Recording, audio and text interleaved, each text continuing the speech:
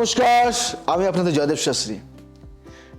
WAQF নামা, বাংলায় বলা হয় ওয়াকফ নামা, হলো একটি ইসলামী দাতব্য দলিল যেখানে কোনো ব্যক্তি তার সম্পত্তি বা সম্পদ আল্লাহর নামে উৎসর্গ করে। এটি ইসলামী সমাজ ব্যবস্থার একটি গুরুত্বপূর্ণ অংশ যা চিরস্থায়ী দাতব্য কাজের জন্য ব্যবহৃত হয়। আমার এক ক্লায়েন্ট আমাকে কমেন্টস করে বলে যে WAQF এর মূল অর্থ ও উদ্দেশ্য কি যদি একটু বলো। ওয়াকফ, ওয়াকফ এই একটা শব্দ, ওয়াকফ ওয়াকফ শব্দটি আরবির অর্থ স্থগিত করা বা অচল করা। এটি একটি ইসলামী আইনি প্রক্রিয়া যার মাধ্যমে কোনো ব্যক্তি তার ব্যক্তিগত মালিকানা চিরস্থায়ীভাবে আল্লাহর নামে উৎসর্গ করেন, যাতে সেই সম্পত্তি ধর্মীয় বা দাতব্য উদ্দেশ্য ব্যবহৃত হয়। আপনি কি জানেন আপনার জমি ওয়াকফ নামার বৈশিষ্ট্য কিনা? ওয়াকফ নামার বৈশিষ্ট্য কি জানেন? চিরস্থায়ী উৎসর্গ। ওয়াকফ করা সম্পত্তি স্থায়ী হয়। একবার কোনো কিছু ওয়াকফ হয়ে গেলে তা বিক্রি, উত্তরাধিকার বা দান করা যায় না। এটা জানুন, এটা কিন্তু এখনের আইন না, এটা বহু আগের আইন। আপনি আপনার সম্পত্তি এটা কি, এটার আওতায় কি পড়ছে? ওয়াকফের আওতায়। আজকে জানুন, ধর্মীয় দাতব্য কাজ। ওয়াকফের উদ্দেশ্য হলো দরিদ্র দূরীকরণ, শিক্ষার প্রসার, মসজিদ, মাদ্রাসা, হাসপাতাল, কবরস্থান ইত্যাদি স্থাপনের সাহায্য করে। মানে এই জমিতে আপনি আপনার জমি নয়, এটা কিন্তু মসজিদের জমি। নির্দিষ্ট শর্ত ওয়াকফ নামার মানে কি? ওয়াকফকারী শর্ত নির্ধারণ করতে পারেন যে সেই সম্পত্তি কিভাবে ব্যবহৃত হবে। আপনি অনেকে ভাবেন যে আমি তো এই জমিতে বাস করছি, কিন্তু আমার জমি কি আমার না? এইটাই ওয়াকফ নামার গুরুত্বপূর্ণ অংশ। আজকে কি আমি সেটা বলবো। ওয়াকফকারী যে ব্যক্তি তার সম্পত্তি ওয়াকফ করবেন তিনি অবশ্যই সম্পূর্ণ মালিক হতে হবে। আমার জমি আমি ওয়াকফ করতে পারি, কিন্তু আমাকে এই জমির মালিক হতে হবে। ওয়াকফ সম্পত্তি কাকে বলা হয়? যে সম্পত্তি ওয়াকফ করা হবে তা অবশ্যই আইনি ও বৈধ হতে হবে। মানে আমার যে জমিটি, এই জমিটি কিন্তু বৈধ আমাকে হতে হবে। ওয়াকফের উদ্দেশ্যটা কি? আল্লাহর সন্তুষ্টির জন্য ধর্মীয় ও দাতব্য উদ্দেশ্যে ব্যবহার। আর একটা কথা, মুতাওয়াল্লি প্রশাসক। ওয়াকফের সম্পত্তি পরিচালনার জন্য একজন বা একাধিক ব্যক্তি নির্ধারণ করা হয়।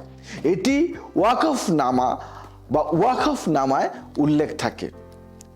ওয়াকফ নামার ধরন কি বা ধরন? খাস ওয়াকফ একটা নাম হয়, এটা খাস ওয়াকফ মানে নির্দিষ্ট ব্যক্তি বা পরিবারের জন্য ওয়াকফ করা সম্পত্তি, এটাকে বলে খাস ওয়াকফ। নির্দিষ্ট ব্যক্তি বা পরিবারের জন্য ওয়াকফ করা সম্পত্তি। আর একটা হয় কি জানো তো? আর একটা হয় আম ওয়াকফ। আম ওয়াকফ মানে ধর্মীয় বা সামাজিক জনসাধারণের জন্য ওয়াকফ করা সম্পত্তি। আর একটা কি হয় সেটা আমি আলোচনা করছি। ওয়াকফ নামার আইনি কি? ভারতের ক্ষেত্রে ওয়াকফ অ্যাক্ট 1995 অনুযায়ী ওয়াকফের সম্পত্তি পরিচালনা করা হয়। এই আইনে কেন্দ্রীয় ও রাজ্য পর্যায়ে ওয়াকফ বোর্ড গঠিত হয়েছে, যা ওয়াকফ সম্পত্তি রক্ষণাবেক্ষণ ও ব্যবস্থাপনার জন্য কাজ করে। ওয়াকফ সম্পত্তি কোনো ব্যক্তি বা প্রতিষ্ঠান দখল করতে পারে না। আমি যদি চাই কোনো ওয়াকফ সম্পত্তি কোনো ব্যক্তি আমি সেটা দখল করবো, আমি পারবো না, কারণ এটি আইনি সুরক্ষায় রয়েছে। ওয়াকফ নামার সামাজিক উপকারিতা কি? এটা কিন্তু তোমাদের জানা দরকার। দরিদ্রদের সহায়তা মানে ওয়াকফ থেকে দরিদ্রদের খাদ্য, বস্ত্র, শিক্ষা, চিকিৎসা ইত্যাদি সরবরাহ করা হয়। ধর্মীয় প্রতিষ্ঠান পরিচালনা, মসজিদ, মাদ্রাসা, কবরস্থান ইত্যাদির জন্য আর্থিক সহায়তা প্রদান। কথাগুলি হয়তো তোমরা অনেকে ভাবছো জয়দেব শাস্ত্রী এই কথাগুলি বলছে কেন? সব বলবো আমি আজকে। সম্পদ সুরক্ষা চিরস্থায়ী সম্পত্তি হিসেবেই ওয়াকফ সম্পত্তি ব্যবহৃত হয়, যা ভবিষ্যৎ প্রজন্মের জন্য সংরক্ষিত থাকে। বুঝতে পারলে কথাটা? আজকে ওয়াকফ নামা লেখার ধরনটা কি আমি কিন্তু সব ডিটেলসে তোমাদেরকে জানিয়ে দিলাম। সম্পত্তির বিবরণ সঠিকভাবে উল্লেখ করতে হবে। ওয়াকফের উদ্দেশ্য ও শর্ত পরিষ্কারভাবে লেখা উচিত। মুতাওয়াল্লি এবং তার দায়িত্ব সুনির্দিষ্টভাবে উল্লেখ করতে হবে। আইনত নথিভুক্তিকরণ রেজিস্ট্রেশন করতে হবে।